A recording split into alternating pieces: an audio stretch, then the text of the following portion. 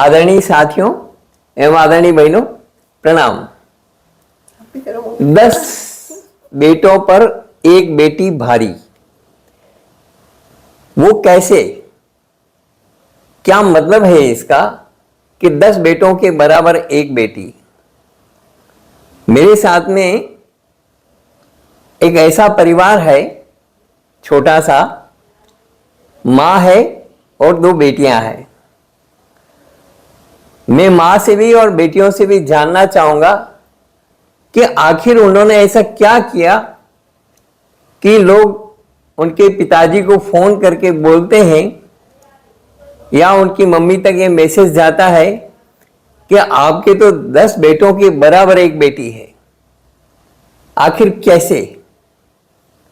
मां ने ऐसा क्या किया या बेटियों ने ऐसा क्या किया? ये एक सोचने का विषय है।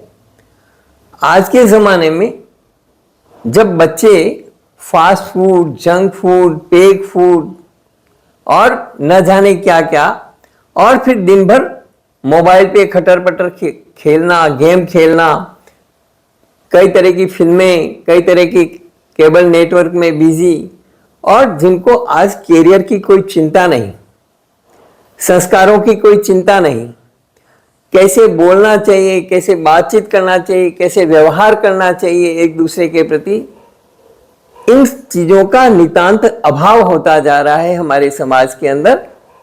वहीं एक मां ने किस प्रकार से अपनी बेटियों को इस तरह से तैयार किया कि आज हर कोई भी उन बेटियों पर गौरव महसूस करता है, पूरा का पूरा परिवार गौरव महसूस करता है। तो ये मैं जानने के लिए आज आपसे मुलाकात करवा रहा हूं।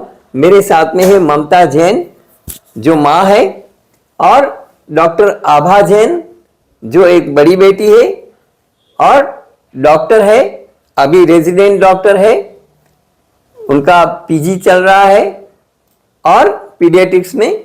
और दूसरी तरफ महिमा है, महिमा धींग, जो सीए कर रही है। तो आखिर मैं जानना चाहता हूं कि आपने ऐसा क्या किया और किस तरह से अपने बच्चों को ऐसे संस्कार दिए कि आपने एक ही अटेम्प्ट में, आपकी बेटी ने नीट क्लियर किया, हमेशा सेंट मैरीज में टॉपर रही, दोनों बेटियां टॉपर रही, और उन्होंने जो है एक ही अटेम्प्ट में नीट क्लियर किया, उसके बाद में पीजी नीट क्लियर किया एक ही अटेम्प्ट में, और वहां पर भी अपने झंडे गाड़ करके आई। जहां पर ये एमबीबीएस करने के लिए कर्नाटक में गई, वहां पर भी ये झंडे गाड़ करके आई और टॉप करके आई, अच्छा नाम करके आई। और आज जब ये उदयपुर में आरएनटी मेडिकल कॉलेज में जो पीडियाट्रिक्स में कोर्स कर रही है, पीजी कर रही है, रेजिडेंट डॉक्टर के रूप में भी ये वहां पर झंडे गाड़ रही है, और इनके सीनियर्स तक इनको काफी रेस्पेक्ट करते हैं। और जितने पेशेंट्स आते हैं सब पूछते हैं, हमें तो डॉक्टर आभा धींग के पास जाना है, हमें तो डॉक्टर आभा धींग के पास जाना है, डॉक्टर आभा धींग कहाँ है? और इन्होंने जो मेडिकल की पढ़ाई की, उस पढ़ाई के दौरान भी इन्होंने जिस तरह से धर्म का पीछा नहीं छोड़ा, धर्म को हमेशा अपने साथ रखा, जैसा मैंने सुना है, मैंने जाना है, तो वो सब मैं आपके मुंह से सुनना चाहता हूं। और इसी तरह से जो सीए कर रही है, इसकी भी सारी अचीवमेंट्स हैं। तो आप बताएं कि आखिर आपने बचपन से किस तरह से सारा सिलसिला शुरू किया, किस तरह से बच्चों को संस्कार दिए, क्या किया, क्या सपना था आपका, और क्या आपका सपना पूरा हुआ है? बताएं। सपना तो मेरा बहुत पूरा हुआ है, एकदम जैसे मैंने सोचा था वैसा ही हुआ है। जब बच्चे छोटे थे तब मैंने यही सोच रखा था कि आभा को डॉक्टर बनाना है, महिमा को सीए बनाना है, पहले से ही मन में था। और बच्चों के भी मन में यही डाला कि तुम्हें यही करना है, और बच्चों का भी उसी में इंटरेस्ट रहा हमेशा। बच्चों ने उसके लिए बहुत मेहनत भी की, और धार्मिक संस्कार तो इनके शुरू से ही हैं। जब ये पेट में थी तब भी मैं धार्मिक पुस्तकें ही पढ़ती थी, और ज़्यादा से ज़्यादा जैसे इनके पापा भक्तामर स्तोत्र का पाठ करते थे तो मैं हमेशा सुनती थी, बाहर बैठ के धार्मिक पुस्तकें पढ़ती थी। उसके बाद जब बच्चे हुए, जब ये 2 साल की हुई थी, तो सबसे पहले इसको पापा का क्या नाम है? अभय जी थी, वो भी सीए हैं और काफी धार्मिक है वो। और मुझे भी ना उन्हीं से धार्मिक प्रेरणा मिली है, सच बोलने तो जब ये 2 साल की थी, सबसे पहले इसको नवकार मंत्र ही सिखाया। पूरा नवकार मंत्र इतना क्लियर बोलती थी ये। और जब रात में ये सोते थे तो इनके पापा इनको सारे सामयिक के पाठियां सिखाते थे। आभा को सिखाते थे, फिर महिमा हुई तो महिमा धीरे धीरे आभा का देखते देखते महिमा भी सीख गई। इस तरह से इनका शुरू से मतलब धार्मिक तो रुझान था ही, साधु संतों के जाना, दर्शन करना, शिविरों में जाना, सब कुछ अच्छा चल रहा था। और पढ़ाई में तो इनका ऐसा है, जैसा स्कूल में जैसे पढ़ाया वैसा का वैसा आके घर में वापस बिल्कुल तैयार कर लेना, कभी भी कोई चीज पेंडिंग नहीं रखी इन्होंने। ये सबसे बड़ी बात है कि कभी भी उन्होंने कोई भी वर्क पेंडिंग नहीं रखा, कोई आलस नहीं किया कि चलो वहाँ थोड़ी देर बाद कर लेंगे या कल कर लेंगे, परसों कर लेंगे, ऐसा कभी नहीं किया। जो जिस दिन पढ़ाया उसी दिन उसको तैयार कर लिया। ये बात इससे ये एग्जाम टाइम में बिल्कुल फ्री रहती थी, इनको सब कुछ आता था, बस एक बार रिवीजन किया इनका मैं टेस्ट पेपर बना के रखती थी, वो किया और ये फ्री। मैंने सुना कि एग्जाम टाइम में भी इनकी जो फ्रेंड्स वगैरह है, इनको कुछ भी पूछने के लिए फोन करती, हाँ, तो ये तुरंत उनको सब बताने लगती और करने लगती। कभी भी इन्होंने ये नहीं किया कि मैं अभी नहीं बताऊं या मैं पढ़ रही हूँ या मैं बिजी हूँ, या कभी टालम टोल नहीं किया। इससे इनका भी रिवीजन हो जाता था, इनकी फ्रेंड्स इनसे कुछ पूछती तो इनका भी थोड़ा हो जाता था कि हाँ ये चीज इनको समझा देते हैं तो हमारा भी रिवीजन हो जाएगा। और बाकी मैंने अपने घर से टीवी तो हटा ही दी थी, जब आभा 3rd में थी तभी मैंने टीवी हटा दिया था अपने घर में से, और नहीं कोई फोन वोन यूज किया। उस समय तो खैर एंड्रॉइड फोन तो थे नहीं, जब ये 9th-10th में आई तब आए, लेकिन हम लोग लेके नहीं आए घर में, जब तक इसका नीट क्लियर नहीं हुआ मैंने भी नहीं रखा वो फोन अपने पास। इनके पापा भी मैंने सुना है कि एंड्रॉइड फोन घर पे नहीं लाते थे, जबकि सीए को तो एंड्रॉइड फोन की जरूरत होती है, लेकिन वो भी घर पे नहीं लाके आते थे कि नहीं बच्चे देखेंगे तो बच्चों में एक लालसा पैदा होगी। तो ये बहुत अच्छी बात है कि आपने टीवी वगैरह से और मोबाइल से बच्चों को दूर रखा, जब तक कि वो अपने कैरियर पॉइंट पे नहीं पहुंच गए और नीट क्लियर नहीं कर लिया। नीट क्लियर करने के बाद में आपने इनको फोन दिलाया, आभा को, महिमा को नहीं। महिमा को 12th करने के बाद, सीपीटी क्लियर करने के बाद फिर इसको फोन दिया। सीपीटी क्लियर करने के बाद में इनको फोन दिया भाई अब ये सीए में जानी है, तो इसलिए कोई दिक्कत नहीं है, ये नीट हो गया तो डॉक्टरी में जानी है, इसलिए कोई दिक्कत नहीं है। उस समय फिर जरूरत भी पड़ जाती है, अब जैसे इसका बाहर हो गया था तो फोन जरूरत भी रहती है, सारा उसी तरीके का। एमबीबीएस कहाँ से किया बेटा? मैंने कर्नाटका से एमबीबीएस किया। कर्नाटक मेरे को ऑल इंडिया कोटा के थ्रू गवर्नमेंट कॉलेज कर्नाटका में मिला था, तो मैंने कर्नाटका से। नहीं, ये अच्छी बात है कि आपको गवर्नमेंट कॉलेज मिला, क्योंकि प्राइवेट कॉलेज मिलता तो आप के पापा ने शायद ऐसा कह रखा था, मम्मी ने ऐसा कह रखा था कि गवर्नमेंट कॉलेज मिलेगा तो ही मैं आपको मेडिकल की पढ़ाई करूंगा, अदरवाइज प्राइवेट में नहीं पढ़ाऊंगा क्योंकि इतना पैसा मेरे पास में नहीं है। तो ये बहुत अच्छी बात है। मेरा खुद का भी इंटरेस्ट गवर्नमेंट कॉलेज में ही था, और पेरेंट्स ने भी हमेशा यही बोला कि गवर्नमेंट कॉलेज ही ज़्यादा बेटर है। हमेशा मुझे उसका बताया कि प्राइवेट कॉलेज क्यों नहीं और गवर्नमेंट कॉलेज क्यों अच्छा होता है, कि मेरे को भी समझ आया कि हाँ गवर्नमेंट कॉलेज ही लेना है, तो प्राइवेट में नहीं जाना हो सके जब तक। तो आपने वहां पर जब एमबीबीएस कर रहे थे, है ना, कर्नाटक में, तो उस समय में आप क्या नियमित रूप से भक्तामर पाठ वगैरह करते थे? क्या करते थे, कैसे करते थे, कैसे एडजस्ट करते थे? और दूसरे जो स्टूडेंट्स होते थे उनको पता लगता तो वो क्या टीका टिप्पणी करते थे? ऐसे टीका टिप्पणी तो नहीं करते थे, ऐसे तो कोई, ऐसे सब समझते थे कि हाँ एक्चुअली वहाँ जो आते हैं सब बच्चे ऐसे सिंसियर ही होते हैं, ज़्यादातर बच्चे सिंसियर होते हैं, अपनी पढ़ाई के लिए सिंसियर होते हैं, अपने काम के लिए सिंसियर होते हैं, ज़्यादातर की धार्मिक रुचि भी होती है, कुछ की नहीं भी होती, तो ऐसा नहीं है कि वो किसी पे टीका टिप्पणी करेंगे या उसका मजाक बनाएंगे, वो चीज़ नहीं करते, हर समझदार होते हैं, सब समझदार थे। बाकी मैंने हमेशा नियमित रूप से रात को माला फेरना और सुबह भक्तामर। ये दोनों ही बच्चों का है? ये दोनों ही। रात को 15 मिनट एक्स्ट्रा लगते हैं, सुबह 20 मिनट पहले उठना पड़ता है, ज़्यादा कुछ भी नहीं टाइम लेता है। और एक सुबह सुबह ऐसे धार्मिक कुछ पढ़ लो तो मन शांत रहता है पूरे दिन, तो ये बहुत अच्छी बात है। और एग्जाम टाइम में भी आप इन सारी चीजों को दोनों का कंटिन्यू रहता है, सुबह भक्तामर पाठ और रात में माला। क्या अभी आप पीजी करने के बाद में आगे क्या करना चाहेंगे? अभी तक तो मैंने कुछ ज्यादा सोचा नहीं है, बट हाँ मेरा ज्यादा रुचि सरकारी अस्पताल में कंटिन्यू करने की है। वहाँ पे ज्यादा पेशेंट्स आते हैं, हर वहाँ पे कोई हमारे पास टारगेट नहीं होता है, वहाँ पे हर पेशेंट को एक इक्वल इलाज मिलता है, एक जो बेस्ट इलाज होता है वहाँ पे हर पेशेंट को देते हैं हम, और हर पेशेंट एक्सेसिबल होता है उसमें आने के लिए, नहीं सोचना पड़ता है कि पैसा नहीं है, ये नहीं है, वो नहीं है, तो ज़्यादा से ज़्यादा पेशेंट देख सकते हैं, ज़्यादा से ज़्यादा बीमारियों के बारे में पता चलता है, तो मुझे तो knowledge पता भी चला बढ़ता कि है। आप तो इतने दयावान है, इतने करुणावान है कि किसी बच्चे के पेरेंट्स के पास में कोई कपड़े अच्छे ढंग के नहीं हैं तो आप तो घर से कपड़े ले जा करके उनको पहना देती हैं कि भाई तुम ये साफ सुथरे कपड़े पहनो ताकि बच्चों में इन्फेक्शन नहीं हो। नर्सरी में इन्फेक्शन ज्यादा होता है और ज्यादातर समय पेरेंट्स ही बच्चों का ध्यान रखते हैं। अगर उनके ही कपड़े साफ नहीं रहे तो फिर बच्चे में इन्फेक्शन होता है, इसलिए कभी कभी कि अगर नहीं होता है कोई सेक्शन तो। और मैंने सुना कि आपके पास में बहुत सारे लोग पैसे देने के लिए भी आ जाते हैं कि मेरे बच्चे का ध्यान रखना, ये पैसे ले लो, तो आप पैसे नहीं लेते हो। कोई मिठाई लाता है तो आप मिठाई के लिए भी मना करते हो, और कोई जबरदस्ती लेके आ जाता है तो पूरे स्टाफ में बांट देते हो। हाँ मतलब पैसे तो कोई नहीं लेता है हमारे, मतलब कोई भी नहीं लेता है, कोई रेजिडेंट नहीं, कभी कोई नहीं लेता है। लेकिन हाँ पेरेंट्स को ऐसा लगता है कि शायद हम पैसे देंगे तो और बेहतर देखेंगे हमारे बच्चे को, लेकिन हम उनको यही समझाते हैं कि आपके बच्चे को भी हम सब बच्चों जितना ही देख रहे हैं, और जो बच्चे के लिए जरूरी है हम वो सब कर रहे हैं। उसको हर जरूरी दवाई लगा रहे हैं, उसका हर वक्त हर 1 घंटे से उसकी मॉनिटरिंग रख रहे हैं, हर चीज देख रहे हैं उसका। तो ये पैसों की जरूरत नहीं, हमें सरकार देती है पैसे, सरकार से हमें हमारी मिल जाती है। हमारा यहाँ पे आपसे पैसे लेने की हमारी कोई, ये बहुत अच्छी बात है कि जो है आप सरकार से ये जो वेतन मिलता है या सरकार से जो मानदेय मिलता है आप उसमें संतुष्ट हैं और आपको किसी प्रकार से ऊपरी पैसा नहीं चाहिए या नंबर 2 की कमाई नहीं चाहिए। ये बहुत कम लोगों में इस तरह के संस्कार होते हैं, ये बहुत अच्छी बात है। और बेटा इसको आगे तक कैरी ऑन करना, पूरी लाइफ में कैरी ऑन करना, और जो करुणा और जो ममता और जो दया आपके मन में है वो आपके अंतिम सांस तक, जब तक आप जिए, आपके अंदर बनी रहे। माँ का नाम ममता है ना, बस वो ममता नाम सार्थक करिएगा।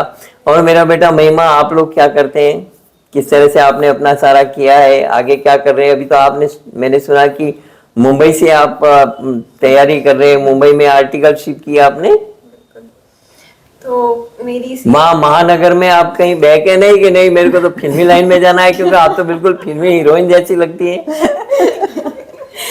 नहीं, मेरा भी गोल बहुत शुरू से क्लियर था, और मेरे लिए शायद मेरी लाइफ में हमेशा एक नहीं 2 मदर्स रही है, और ऑब्वियसली मम्मी ने एक बहुत क्रूशियल रोल प्ले किया है in terms of all the sacrifice और सब कुछ। बट मैंने मेरी बहन को भी बहुत हार्ड वर्क करते हुए देखा है, और उसको मैंने लाइफ के एकदम क्रूशियल स्टेजेस जो होती है जहाँ पे बच्चों को एंजॉय करने का मन होता है कि फैमिली के साथ फेस्टिवल्स मनाएं, सब चीज़ें मिल बांट के सब हो, तब वो MBBS करने चली गई थी 12th के जस्ट बाद। और 5 साल उसने पूरे वहाँ दिए, वहाँ का खाना पीना जैसा भी था, घर से दूर रहना अपना आप में वैसे भी बहुत मुश्किल होता है, बट उसने हर चीज़ का जो सैक्रिफाइस किया, जितनी डेडिकेशन से पढ़ाई करी और जितनी मेहनत करी है, जितना हार्ड वर्क किया है उसने दोनों एग्ज़ाम्स को क्लियर करने के लिए, PG एंड UG नीट, उसको देख के मुझे बहुत ऐसा, मतलब वो एक्चुअली मेरी रोल मॉडल थी कि मेरे सामने कोई मुझे पढ़ता हुआ दिख रहा है तो मुझे बहुत ऐसा होता था कि ठीक है मुझे ऐसे पढ़ना है, एक डायरेक्शन भी मिलती है, ऑब्वियसली एक एल्डर ब्रदर सिस्टर होता है तो। और मम्मी का रोल, मम्मी ने ऐसे बहुत अच्छा परफॉर्म किया है मेरी लाइफ में कि अब मुझे एग्ज़ाम में कोई चाहिए, घर में होना चाहिए, तो मम्मी को अगर भले ही सब मिल रहे हैं, भले मम्मी के सब भाई बहन गैदर हो रहे हैं या कोई भी फैमिली गैदरिंग है या फ्रेंड्स के साथ कुछ है, तो मम्मी अवॉइड करेगी भले ही उन जगह पे जाना। वो अपने आप में एक बहुत बड़ा सेक्रीफाइस है, क्योंकि मम्मी हमेशा घर में रह के भी बाहर का चेंज्ड माहौल जब चाहिए होता है और मिल रहा होता है तब भी नहीं लेती, सिर्फ हम लोगों की पढ़ाई की वजह से, और हम दोनों के लिए हमेशा घर में रही, और हमेशा कि हमारे खाने पीने का हमेशा बहुत ध्यान रखा, हमारी हेल्थ की बहुत केयर की कि हम बिल्कुल बीमार नहीं पड़ने चाहिए, ज़रा भी कुछ नहीं होना चाहिए। और शायद हर तरीके से दोनों ही जनों ने बहुत मेरी लाइफ के, मेरे पूरे करियर में तो ये दोनों मेरे बहुत मेजर रोल मॉडल्स रहे हैं जिनके जैसा मैं बनना चाहती हूँ, मतलब ऐसे। और बाकी as from a career perspective मेरी जर्नी में आई एम डूइंग CA, और अभी मेरे CA फाइनल के 2 पेपर्स बचे हैं जो मैं नवंबर में एग्ज़ाम दूंगी, होपफुली क्लियर कर लेंगे। चलिए, मेरी बहुत बहुत शुभकामनाएं। लेकिन मैंने सुना आप तो खुद ही MA BEd हैं, तो आपने गवर्नमेंट जॉब करने के बजाय अपनी बच्चियों को पढ़ाया। मैंने अपनी टीचिंग का फायदा अपने बच्चों को दिया, अपने नॉलेज का फायदा अपने बच्चों को दिया। ये बहुत बड़ी बात है, बहुत कम माताएं ऐसा सोच पाती हैं, और आपने बहुत अच्छे संस्कार दिए। और दोनों बहनों में भी इतना अटूट प्यार है, दोनों बहनें एक दूसरे के लिए जी जान से वो करती हैं। लेकिन अभी तो डॉक्टर आभा की तो शादी होने वाली है, तो शादी के बाद में आपकी क्या भूमिका रहेगी माँ के लिए? माँ के लिए भूमिका थोड़ी बदलेगी, कुछ और रिश्ते जुड़ जाएंगे, लेकिन जो रिश्ते हैं उनमें थोड़ी कुछ कमी होगी, वो तो सब वैसे ही रहेंगे। मानो और आपके रिश्ते ससुराल वालों ने पसंद नहीं किया तो? नहीं नहीं, सब बहुत अच्छे हैं, अच्छे मेरे लोग हैं ससुराल सब। वाले सब बहुत अच्छे हैं। वो मेरे को इतना तो बहुत कॉन्फिडेंटली मैं कह सकती हूँ कि मेरे को कभी अपने मम्मी पापा के लिए कोई कुछ करने के लिए कभी नहीं रोकेगा, ना तो the person I am marrying to और ना ही उसके घर वाले। बहुत अच्छे लोग हैं। लड़का सर्जन है? MS सर्जरी कर रहा है गवर्नमेंट मेडिकल कॉलेज पटियाला से, डॉक्टर रजत नाम है। डॉक्टर रजत तलेसरा। डॉक्टर रजत। ओके, चलिए आप लोगों से मिलकर के बहुत प्रसन्नता हुई, और दुनिया की बहुत सारी माताएं ऐसा करती होगी कि अपनी बच्चों के लिए बहुत सेक्रीफाइस करती है, बहुत कुछ करती है, लेकिन हम ऐसी ही माताएं चाहते हैं। हम चाहते हैं कि माताएं माँ होने की सार्थकता ही तभी है कि वो आप बच्चे का किस तरह से संस्कारों से सिंचन कर सकते हैं, किस तरह से बच्चों का जीवन बना सकती हैं, तो वो माँ होना सार्थक है। अदरवाइज तो माताएं जन्म देने वाली अलग होती है, पालने वाली बाइयाँ अलग हो जाती है, बाइयाँ लेकर के घूमती रहती है बच्चों को, माँ को पता ही नहीं लगता है, और बच्चे कहाँ फास्ट फूड खा रहे हैं, जंक फूड खा रहे हैं, कहाँ क्या खा रहे हैं, उल्टा सीधा कुछ पता नहीं लगता आज के ज़माने में। और फिर इसी तरह से उद्दंडता आती है बच्चों में, वो शिष्टाचार भी नहीं होता बातचीत करने का। तो ऐसे समय में, ऐसे क्रूशियल दौर में, ऐसे संक्रमण काल में आप जैसी माँ और आप जैसी बेटियां होना एक गौरव की बात है। और मैं समझता हूँ हमारे दर्शक भी इस बात को समझेंगे कि हमें अपने बच्चों के अंदर भी इस तरह के संस्कारों का बीजारोपण करना चाहिए।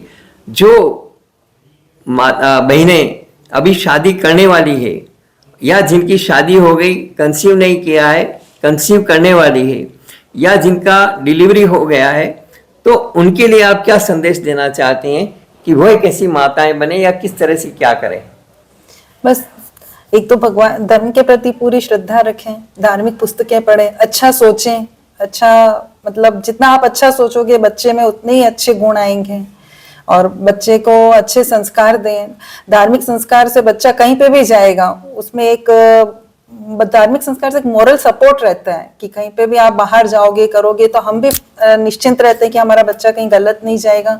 और बच्चों में भी एक रहता है कि नहीं, हमें एक मर्यादा रहती है, बच्चों में भी एक नियम पालने की एक वो रहती है कि। आप क्या सोचती हैं, क्योंकि आपकी शादी होने वाली है?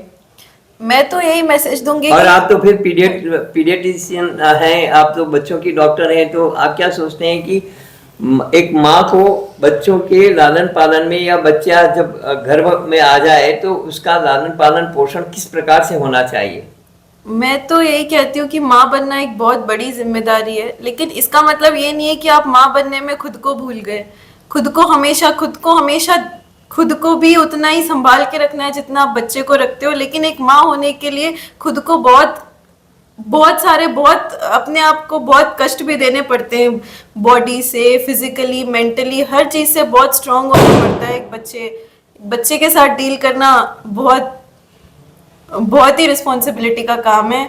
और गर्भकाल का खान पान, आचार विचार, व्यवहार, हर चीज आप जब बच्चा पेट में है तब आप क्या सोचते हैं, पॉजिटिव थॉट्स, हेल्दी ईटिंग, और मतलब कम से कम आपको नेगेटिव एनर्जी अपने अंदर कम से कम रखनी है, जिससे बच्चे के ऊपर भी सारे पॉजिटिव इफेक्ट्स पड़ेंगे।